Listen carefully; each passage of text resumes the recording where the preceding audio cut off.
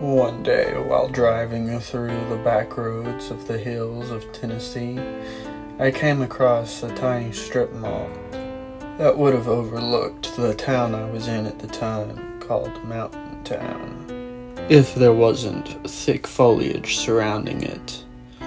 Most of the stores were closed, though there was a small deli open, so I pulled on to its cracked and uneven parking lot. Walking up to the deli, I could tell that something was bizarre about the strip mall. It was far too thin and looked as though it had served another purpose before its current. While looking out on its structure, I noticed the far right side of the bottom building was beginning to fall in on itself. I went in the deli and I ordered a small sandwich. I talked to the person who ran the deli. He said the building was made as the entrance to a massive grand Mtn Towne theme park.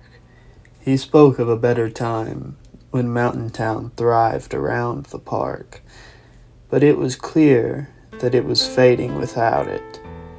He handed me my sandwich, freshly made and warm, and added that you could still see the outline of the once grand theme park rising above the trees, especially when they lost their leaves in the winter.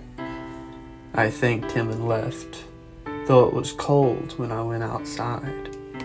The wind swept over the mountainside and over me, and I looked up slowly to see winter had come all around me. I remembered the old deli man's words and looked towards the woods. I saw it there, a massive shadow looming above the trees.